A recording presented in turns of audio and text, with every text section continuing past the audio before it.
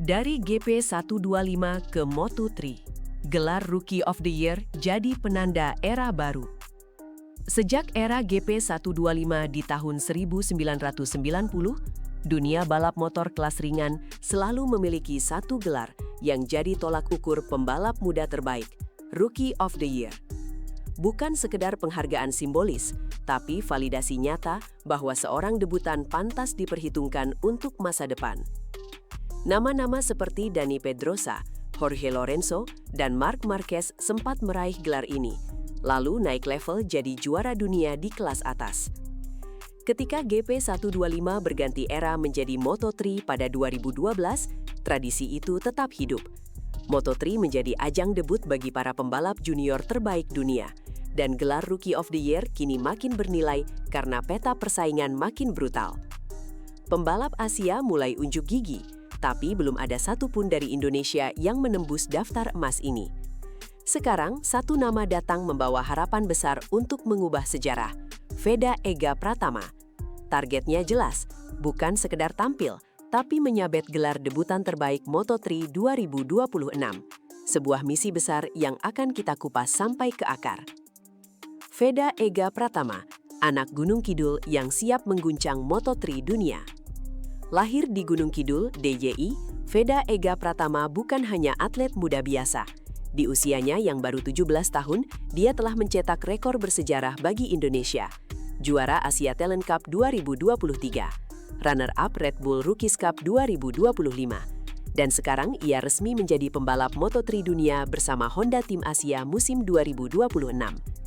Bagi sebagian besar debutan, masuk Moto3 saja sudah luar biasa. Tapi tidak untuk Veda. Ia terang-terangan menargetkan Rookie of the Year. Pernyataannya kepada media di Yogyakarta sangat tegas. Bismillah bisa Rookie of the Year, tapi juga sambil belajar, karena semuanya serba baru. Itu bukan omong kosong. Veda datang ke Moto3 bukan cuma dengan prestasi, tapi juga dengan mental siap tempur.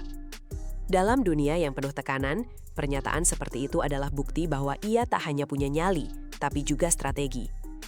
Veda tahu, musim 2026 bukan panggung euforia, melainkan medan perang untuk membuktikan bahwa Asia, khususnya Indonesia, bisa bersaing di level dunia. Adaptasi Moto3, lebih dari sekadar gaspol, ini soal karakter dan kecerdasan. Moto3 bukan kelas untuk anak manja. Setiap balapan diisi lebih dari 25 pembalap muda paling lapar kemenangan dari seluruh dunia. Semua dengan motor sejenis, kecepatan hampir seragam, dan selisih waktu yang kadang cuma 0,001 detik. Dalam konteks ini, adaptasi adalah segalanya, dan Veda paham betul. Ia bilang persiapan tak hanya fisik, tapi juga mental. Ia latihan motor, latihan gym, dan mulai membiasakan diri dengan tekanan kompetisi yang benar-benar berbeda dari Asia Talent Cup atau Rookies Cup. Tapi adaptasi di Moto3 bukan cuma soal kondisi tubuh. Ini tentang bagaimana seorang pembalap bisa menghadapi tekanan sponsor, ekspektasi tim, perubahan cuaca, hingga motor yang terasa asing. Veda tidak datang dengan mental santai. Ia datang dengan mindset, ini musim belajar, tapi juga musim menyerang. Mental seperti ini yang membuatnya layak diperhitungkan dalam perebutan Rookie of the Year. Bukan hanya cepat, tapi cepat belajar. Skill plus setup, kombinasi mematikan di arena Moto3. Moto3 bukan kelas yang mengandalkan mesin superior. Ini bukan MotoGP. Di sini, motor-motor hampir identik. Maka, yang membedakan hanyalah dua hal, skill pembalap dan kemampuan mencari setup terbaik. Dan Veda tahu persis permainan ini. Ia mengatakan, skill pasti yang diutamakan, tapi juga pintar-pintarnya setting motor. Ini bukan ucapan pembalap pemula biasa. Ini komentar seseorang yang tahu bahwa untuk menang ia harus bersinergi dengan mekanik, membaca data, dan memahami respons motor dari setiap lintasan. Setiap milimeter suspensi, setiap tekanan ban, dan setiap perubahan angin bisa jadi pembeda antara podium dan jatuh di gravel. Moto3 adalah ajang di mana kecerdasan teknis sama pentingnya dengan insting membalap.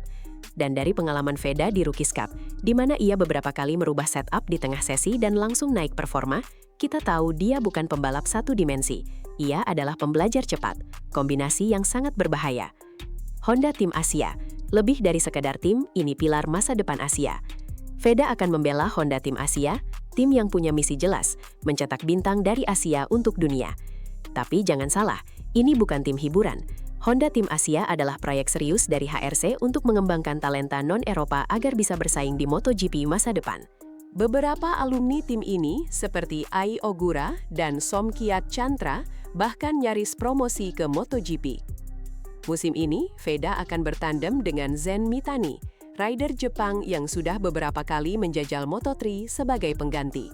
Artinya, Mitani punya pengalaman, tapi Veda punya momentum dan performa mentah yang lebih menakutkan.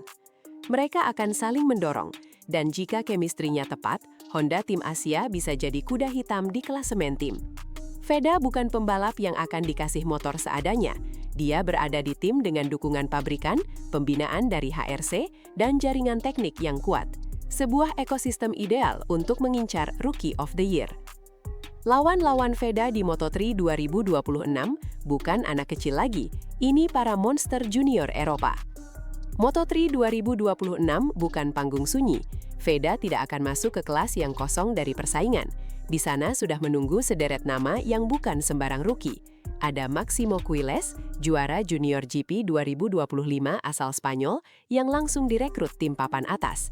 Lalu Alvaro Carpe, sang pemilik podium dan rival senior di Rookies Cup. Jangan lupakan juga Brian Uriarte, rekan senegara Quiles yang punya gaya balap agresif dan penuh resiko, mirip Marquez di awal karir. Semua rider ini punya pengalaman panjang di kejuaraan Eropa, beberapa bahkan sudah ikut balapan sebagai wildcard di Moto3 tahun lalu. Dan yang paling penting, mereka semua berasal dari sistem tim-tim besar Eropa yang sudah kenyang pengalaman main di sirkuit dunia. Tapi Veda datang dari Asia dengan semangat membara, membawa kecepatan khas Mandalika, ketahanan cuaca tropis, dan determinasi dari Gunung Kidul. Ia tahu, lawan-lawannya bukan amatir, tapi justru itu yang membuat target Rookie of the Year jadi lebih menantang dan lebih nikmat untuk ditaklukkan. Statistik Rookie of the Year, sejarah yang tak pernah bohong. Mari kita bicara data. Gelar Rookie of the Year bukan gelar hiburan. Statistiknya jelas, sejak 1990, pembalap yang menyabet gelar ini hampir selalu menembus Moto2 dalam waktu 2 tahun, dan separuhnya tembus MotoGP dalam 4 musim. Marc Marquez, Joan Mir, Jorge Lorenzo, bahkan Pedro Acosta, semua punya satu kesamaan. Mereka langsung membuat gebrakan di tahun debut. Apakah semua juara dunia? Tidak. Tapi yang pasti, mereka bikin pabrikan besar menoleh. Rookie of the Year bukan soal menang balapan, tapi soal siapa yang paling siap, paling konsisten, dan paling matang secara teknis di tahun pertama. Veda masuk Moto3 dengan status runner-up Rookies Cup, sesuatu yang belum pernah dicapai pembalap Indonesia manapun. Secara tren, ia lebih unggul dibanding debutan Asia sebelumnya. Dan dengan sistem scoring Moto3 yang super ketat, pembalap yang rutin finish 10 besar punya kans besar merebut gelar ini.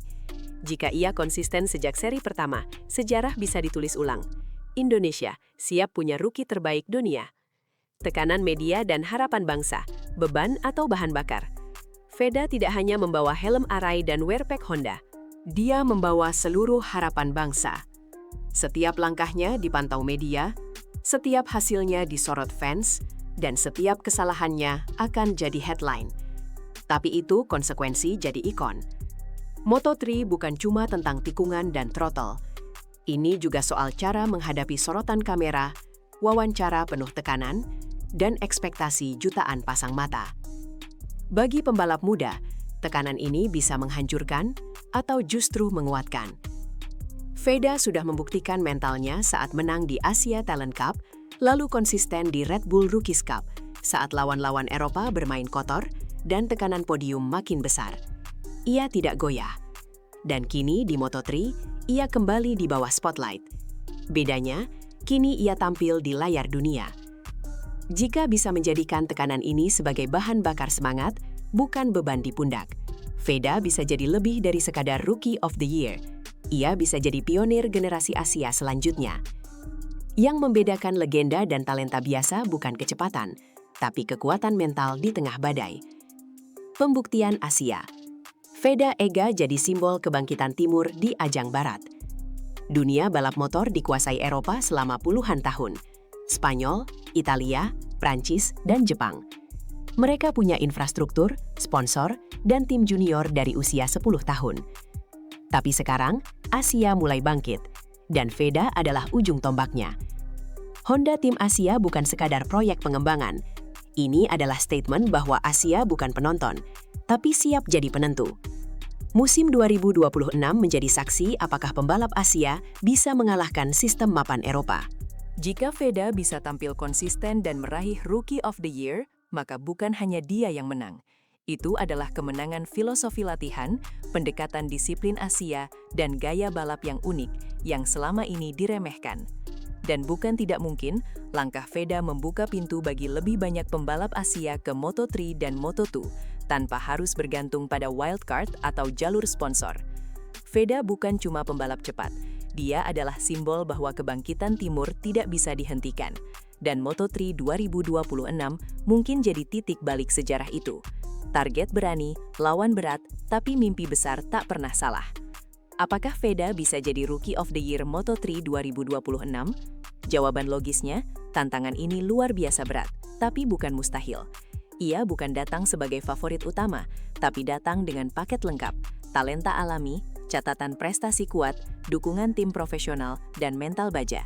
Lawannya bukan anak-anak, tapi itulah justru alasan kenapa momen ini penting. Moto3 adalah ujian tempur yang paling jujur di dunia motorsport. Tidak ada bantuan tim, tidak ada tim order, tidak ada strategi pit stop. Hanya kamu, motormu, dan 25 pembalap lain yang ingin hal yang sama. Veda tidak bisa mengandalkan keberuntungan. Ia harus berjuang sejak FP1 hingga bendera finish.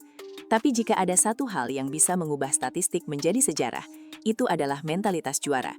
Dan Veda Ega Pratama sudah membuktikan bahwa dia bukan anak kemarin sore. Dia datang ke Eropa, menantang sistem, dan hampir merebut gelar di Rookies Cup. Sekarang dia berdiri di panggung dunia. Rookie of the Year bukan sekadar target. Ini adalah misi nasional.